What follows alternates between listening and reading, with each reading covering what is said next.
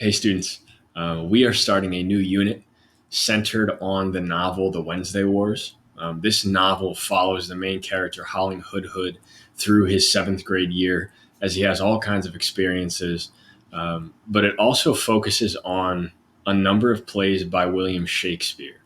At the end of our unit, we're going to have a writing assessment where you explain one or two connections that Holling makes between an experience that he has in his life and a Shakespearean play that he reads with his English teacher, Mrs. Baker. Because this novel deals with so many of Shakespeare's plays, I want to give you some background on who Shakespeare was and why he was important. Now, this presentation in this video is really just the bare bones.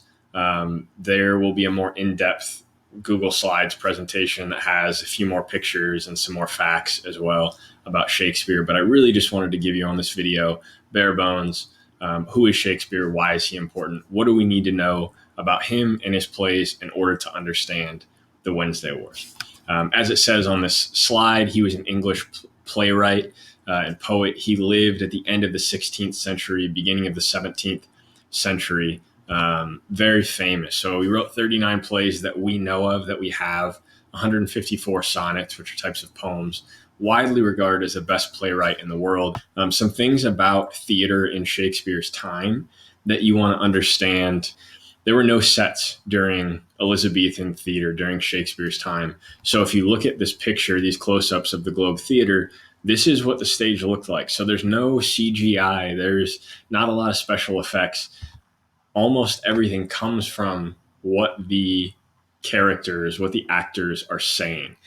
So the actors are helping distinguish between, is it day or is it night?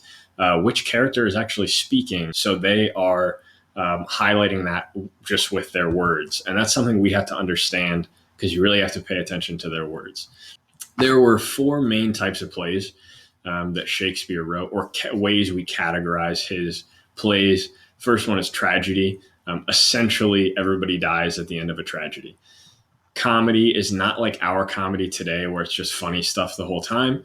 A comedy at that time was or meant that there would be reconciliation. Everything's restored at the end of the play. And I'll give examples of all these in just a second. History was historical, and then a romance was not like a romantic play like we think of today, but it was a combination of tragedy, comedy, and history together. So examples of each of these, Hamlet is an example of a tragedy play that Shakespeare wrote. At the end, everybody dies. Comedy, Midsummer Night's Dream, we have a few different couples that kind of get separated. They have issues.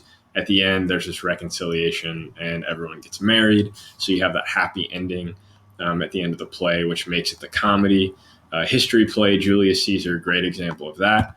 And then we have The Tempest, which is a great example of a romance. And that is one of the plays, one of the first plays that we'll look at in Wednesday Wars. So a lot of times we wonder, especially students who are studying Shakespeare in middle and high school, wonder, why does Shakespeare matter? Why are we reading this stuff? He used all these words in his writing, and 1/10 of the words that he used had never been used before.